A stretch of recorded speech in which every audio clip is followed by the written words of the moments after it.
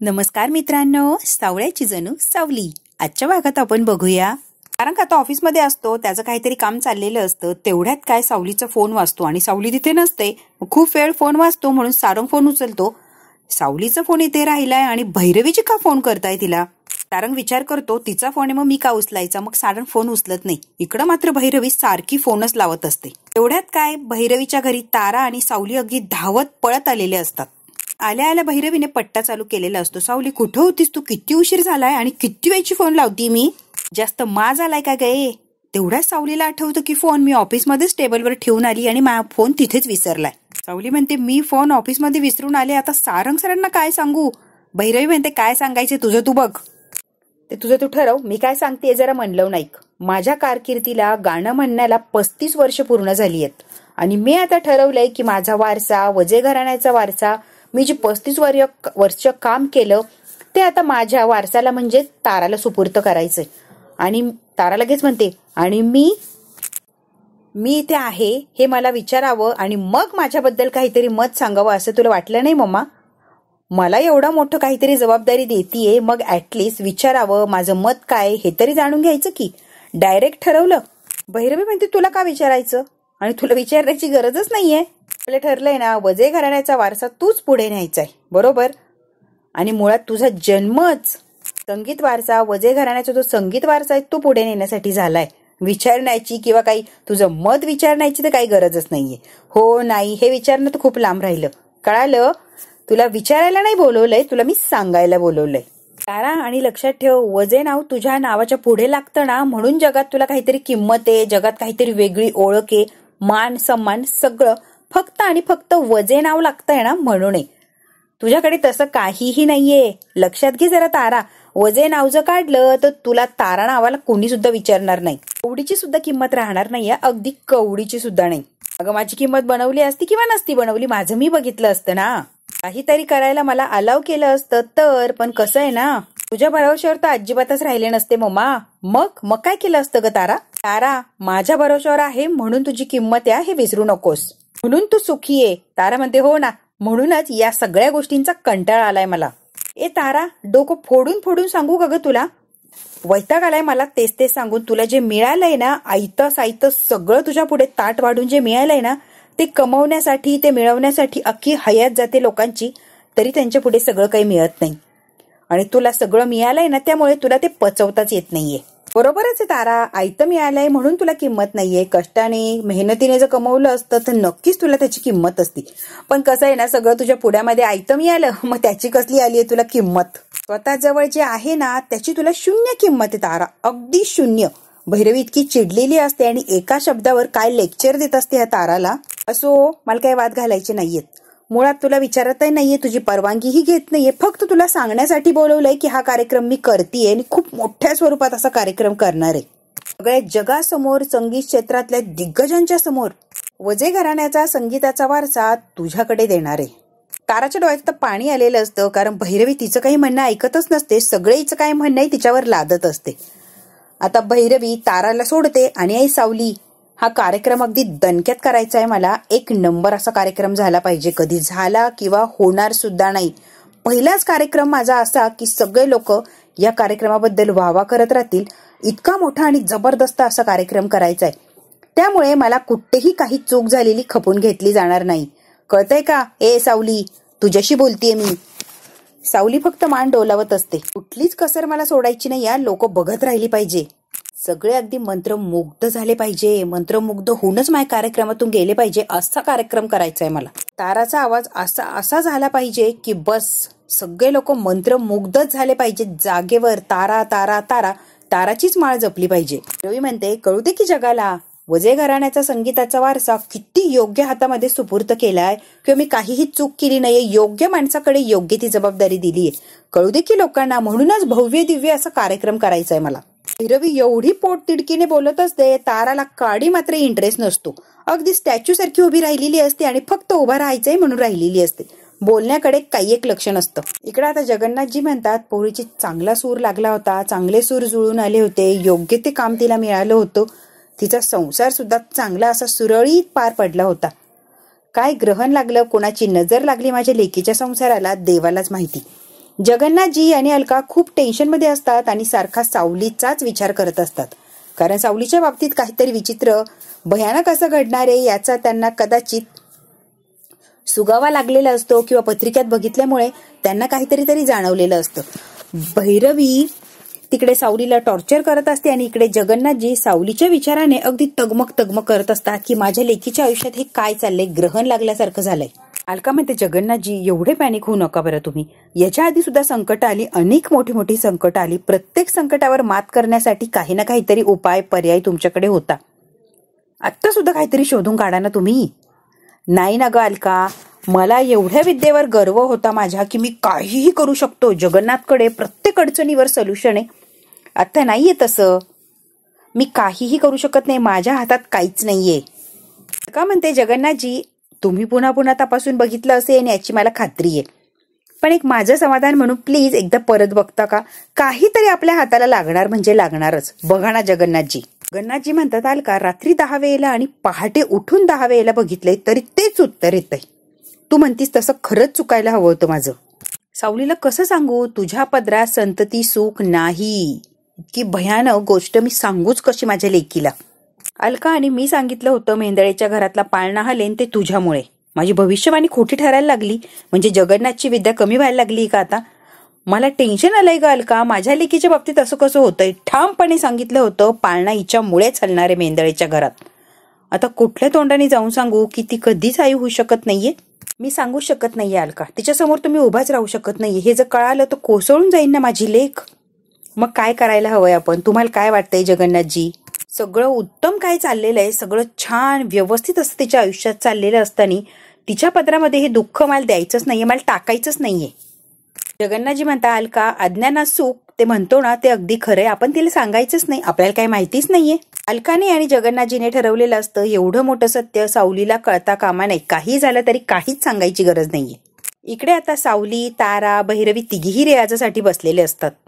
ऑफिसमध्ये मात्र आता सारंग अगदी घालमेल करत असतो, उलघाल होत असते त्याची. सावली फोन कसा विसरून गेली, आता विसरून इथे गेलीये फोन, मी कॉन्टॅक्ट कसा करू, कुठे गेली, काय गेली, काहीही मला तपास लागत नाहीये. बिचारा सारंग विचार करून अगदी हैराण झालेला असतो. सारंग म्हणतो, एवढी कशाची घाई होती हिला की फोन इथे विसरून गेली, मला सांगितलं नाही काय नाही आणि गेली अशीच. सारंग आता जरा विचार करत असतो सावलीच्या अशा वागण्यावर. इकडे आता ऐश्वर्या आलेली असते. राजकुमार दादा, ताप आलाय, बरं वाटतंय काय रे तुला? सकाळपासून बरं होतं, आता जरा वाढलेला वाटतोय. टोमणे मार, काही हरकत नाही, मी इग्नोर करायचं ठरवलंय. राजकुमार म्हणतो, काय एवढ्या चुका केल्या, एवढे अपराध केले, तुला घरातला एकही माणूस टॉन्ट मारत नाही? का माहितीये तुला? कारण तू त्यांच्या रक्ताचा आहे ना, म्हणून ते तुला टॉर्चर करत नाही.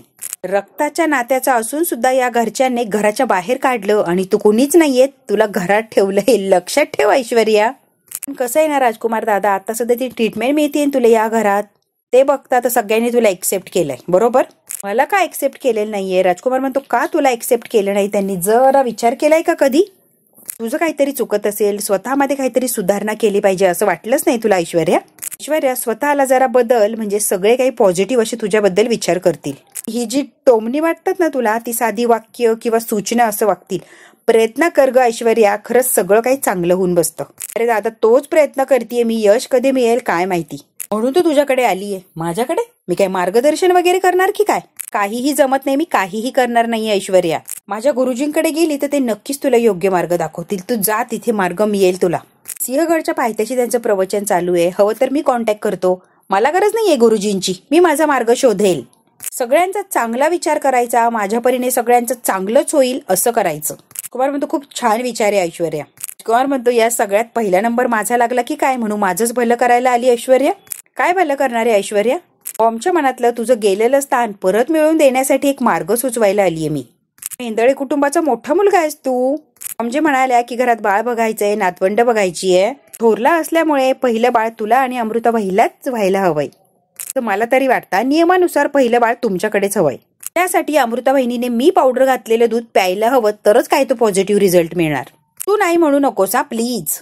पण म्हणतो, अच्छा भल्याची सुरुवात अशी आहे तर. कालच सांगितलंय ना, ते दूध वगैरे काही पाजायचं नाहीये तिला. पूर्वी काही घडलं नाही, आत्ताही काही घडेल असं मला वाटत नाही, आणि प्लीज नकोच तिला ते दूध.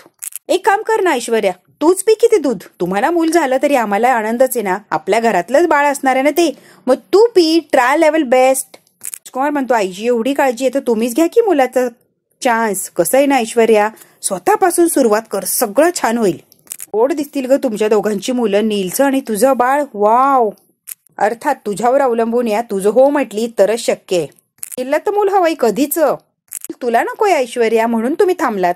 अमृताला मूल व्हावं असं का वाटतं ग ऐश्वर्या तुला? एवढी कशी काळजी आहे? काय हेतू यामागे कळेल का ऐश्वर्या?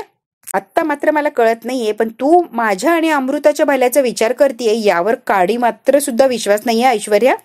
ऐश्वर्या मी सुधारलो, पण अर्थ बावळट झालो असं होत नाही. बुद्धी आहे माझी तशीच.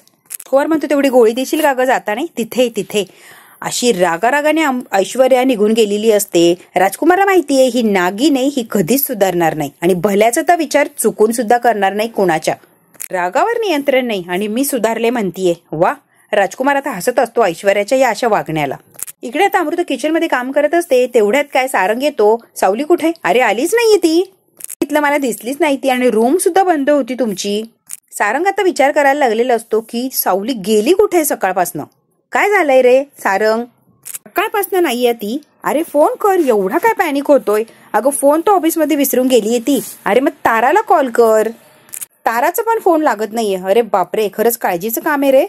भैरवी माहिना करायचं का कॉल? नको, तोच विषय वाढेल. काळजी वाटतीये, दुसरं काय नाही ग. एवढी काळजी करू सारंग, दोघी सोबत आहे ना, येतील व्यवस्थित. तू जेवायला बस बरं, मी घेऊन येते तुला सगळं जेवायला. अमृता सुद्धा आता विचार करायला लागलेली असते सावली गेली कुठे आणि फोन सुद्धा ऑफिसमध्येच विसरली. सारंग आता बेडरूम मध्ये ये जा करत असतो. इतकं टेन्शन आलेलं असतं त्याला की सावली गेली कुठे अचानक. तेवढ्यात काय सावली आलेली असते. सारंग म्हणतो तिकडेच थांबायचा, पुढे यायचं नाही. तू कुठे गेली होती? माईंच्या घरी. माईंच्या घरी गेली हे मला माहितीये. कसं ते विचार. ऑफिसमध्ये फोन विसरून गेली आणि सारखा फोन येत होता तुझ्या फोनवर माईंचा. कशासाठी गेली तू सांगतीस का सावली? सकाळी तारा इथे आली, पर्सनल काहीतरी बोलायचंय. ऑफिसमध्ये आली, घाईघाईने तुला घेऊन गेली. अगं चाललंय तरी काय तुमचं? अशी कुठली गोष्ट आहे की जी मला सांगू शकत नाही? माझ्यापासून चोरून लपून चालल्यात सगळ्या गोष्टी. काही लपवती का माझ्यापासून? मला तरी असं वाटतंय काहीतरी लपवतीये सावली. आता मला स्पष्ट सांग, भैरवी माईच्या घरी तू का गेली होतीस? नवीन गाणं बसवायचंय ना, त्याचीच प्रॅक्टिस करतोय आम्ही. रियाज होता नवीन गाण्याचा. तू रियाज करत होती की तारा? रियाज तिने करायला हवाय ना, बरोबर आहे ना सावली? गाणार ती, रियाज तिचा. मग तू काय पाणी द्यायला गेली होती का तिला? हाताने तहान लागली की पटकन पाणी द्यायचं ताराच्या हातात, यासाठी गेली होती का तिथे? कार्यक्रमाला जाते ठीक आहे, मोठे मोठे इव्हेंटला जाते ते ठीक आहे, हे करायची काही गरज नाहीये, पण तरी जातीये तर ठीक आहे. रियाजासाठी जाण्याची काही गरज नाहीये, हे फालतूचं कारण देऊ नकोस. नवीन गाणं बसवायचंय. मी जर तारा मॅडम सोबत असले तर नवीन गाणं बसतं असं माईंचं म्हणणं आहे, म्हणून मी तारा मॅडमच्या सोबत जात असते. काहीतरी पटेल असं काहीतरी उत्तर दे ना सावली. सावली म्हणते प्रेझेंटेशन कसं झालं? कसं झालं तुला का सांगू, तुला काय देणं घेणं आहे त्याच्याशी? अर्ध्यावट तर सोडून गेली तू. सारंग म्हणतो हे बघ सावली, तुला सांभाळून घेतो याचा अर्थ असा नाही की तुला बोलणार नाही आणि प्रत्येक गोष्टीकडे लक्ष देणार नाही. तुला हवी तशी तू करणार, हे असा विचार चुकूनही करू नको. सावली काय आता रडायला लागलेली असते, दुसरं काय तिच्या हातात आहे, फक्त रडणं. सारंग ऐकतो ही रडतीये म्हणून. अगो बाई का रडतीयेस? रडू नको बस इथे. सॉरी या सावली, तुला रडवलं मी, खरंच रडावायला नको होतं. सॉरी. उगाच बोललो मी तुला. नाही उगाच नाही बोललो कारण नाही, पण एवढं वाईट वाटण्याची काही गरज नव्हती कारण तू चूकच केलीये ना. तिला रडू नको असं म्हणतो आणि लाडीगोडी लावण्याचा प्रयत्न करत असतो सारंग. तुला काय पाहिजे? माईकडे जायचंय का? जा बाई माईकडे जा, तारासोबत जा, तुला काय करायचंय ना ते कर. तुला काही एक बोलणार नाही, कधीही जा कुठेही जा, काहीच बोलणार नाहीये. ती ना मला सांगून जा कुठे काय, निदान मला कळालं तर पाहिजे ना. काळजी लागून राहते ना म्हणून ग. सावली आता अजूनच मोठ्याने रडायला लागलेली असते. अगं तुला चांगलं बोलतोय मी तरीही रडतीये सावली. सॉरी नका बोलू तुम्ही. हीच नाही बोलत बाई, तू रडू नको.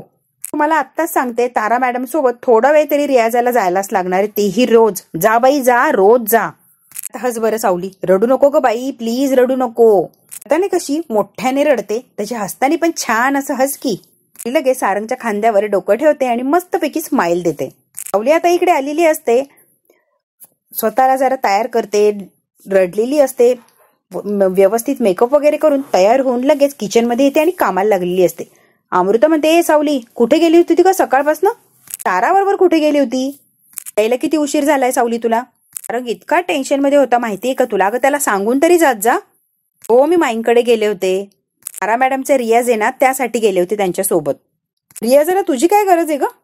कार्यक्रम नव्हता, कार्यक्रमाला जाती ठीक आहे, रियाजाला कशाला हवी आहे तू? माई असं म्हणतात की मी जेव्हा नवीन गाणं बसवायच्या वेळेला तारा मॅडमच्या सोबत असते तेव्हा गाणं खूप छान असं बसवलं जातं, म्हणून मी तारा मॅडमच्या जवळ बसलेलीच असते. मी शब्द दिलाय माईंना, कार्यक्रम असो किंवा रियाज, तारा मॅडमच्या मदतीला मी नेहमी जाणार म्हणजे जाणारच, म्हणूनच मी जाते. मग शब्द पाळायला नको का, म्हणून मी जाते. नाही मला सावली, पण मला सांग, एक ठराविक काळानंतर स्वतःच बघायला नको का, स्वतःला वेळ द्यायला नको का, स्वतःची फॅमिली, स्वतःची माणसं, तुझ्या स्वतःच्या काहीतरी जबाबदाऱ्या आहेत की. आणि किती दिवस स्वतःचा संसार सोडून दुसऱ्यांसाठी जाणारे येणारे. किती वेळा सांगितलंय तरी घरातलं बघतेच, आता ऑफिसची तुझं जबाबदारी तुझ्या खांद्यांवर. एवढं करून ते ताराची मदत करायला जायची काय गरज आहे ग तुला. तुझं बघ की. शब्द पाळायची कसरत कशासाठी एवढी कळेल का मला. आणि हो तसंही सावली, शब्द कोण पाळतंय ग, आणि शब्दाला महत्व तरी कोण देतंय हल्ली. सावली म्हणते मी देते की शब्दाला महत्व, आणि शब्द सुद्धा मी पाळते. जो शब्द दिलाय तो अगदी तसाच पाळते शेवटपर्यंत. सावली म्हणते मला आवडतं आणि मी शब्द पाळणारच. आता तेवढ्यात काय सावलीचा फोन वाजलेला असतो. सावलीच्या फोनवर जयंतीचा फोन आलेला असतो. हॅलो, ए सावळे. हिचं बोलायची स्टाईल वगैरे आपल्याला तर माहिती, कुठचाही मॅनर्स या जयंतीच्या अंगात नाहीये. काय बहिणी, कसं आहे, घरी कशी आहे, तुम्ही कशा आहात, सगळे बरे आहेत ना. आता आठवण आली होय घरच्या लोकांची, सगळ्यांची तब्येत वगैरे. मी फोन लावल्यावर तुला फोन लागत नाही की तुझी आणि आमची ओळख नाही. बरोबर आहे सावली, तुला काय फरक पडतो, जगलो की मेलो, तुला काय फरक पडणार आहे बाई. तू कंपनीत जायला लागली, मोठी झाली आहे साहेबीन, बिझनेस वुमन, हो की नाही, मोठी. वहिनी असं काही नाहीये, कितीही मोठे झाले तरी पाय जमिनीवर ठेवायचे विठुरायाने शिकवले वहिनी मला. अमृता आता कौतुकाने सावलीकडे बघत असते. आई बापाने काही शिकवलं की नाही सावली. सगळं विठुरायाने शिकवलं, आई बापा होती की नाही काही शिकवायला. भैरवी माईचा फोन आला होता. काय, भैरवी माईचा फोन तुम्हाला. हो मला आला होता भैरवी माईचा फोन. तिच्याकडे जात नाही का रियाजाला. अगं जागो बाई तिच्याकडे, नाही म्हणू नकोस.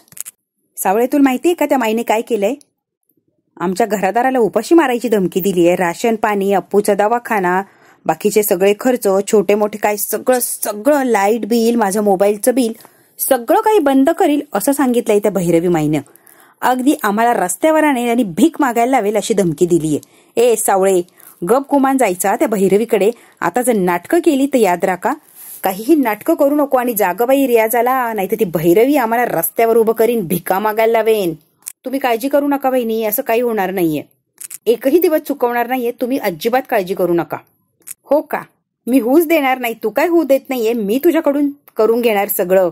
आम्ही रस्त्यावर येऊ असं कसं होणार, शक्यच नाही. तू जिथे कुठे असशील ना तिथून तुला पकडून भैरवी माईच्या समोर उभी करल. म्हणे मी हूच देणार नाही, आम्ही बरं होऊ देऊ. चल आता फोन ठेव, वेळ नाही माझ्याकडे. इकडे आता जगन्नाथजीला एकच प्रश्न सारखा सतावत असतो, त्यांची लेक आणि तिला मूल होणार नाही हा प्रश्न. मालकाने चहा आणून दिलेला असतो. काय हो तोच विचार करताय, आजवर किती संकट झेलली, किती संकटांना सामोरं गेलो, एवढ्याशा गोष्टीने डगमगायला लागलात का तुम्ही. काय माहितीये जगन्नाथजी, नक्की काहीतरी करणार आणि त्याच्यातून उपाय निघणार म्हणजे निघणार, आणि आपल्या सावलीला बाळ होणार. माझ्यावरचा विश्वास चांगला आहे बरं अलका. बरेच उपाय केले, मला काय मार्ग सापडला नाही. जगन्नाथजीच्या घरात आलेले असतात भैरवी माई. काय माझ्या घरात कशा घुसल्या, काय काम आहे. ठरवून तुमच्याकडे आले, चुकली वगैरे नाही मी. का म्हणते भैरवी माईला, तुम्ही बस आम्ही चहा ठेवते. अलका तू ऐकलं नाही का, प्रोफेशनल भेटे, चहा वगैरे फॉर्मॅलिटी कशाला. ते म्हणते नाही वहिनी असू द्या, थोडंसं काम आहे, तेवढं झालं की मी लगेच निघणार आहे.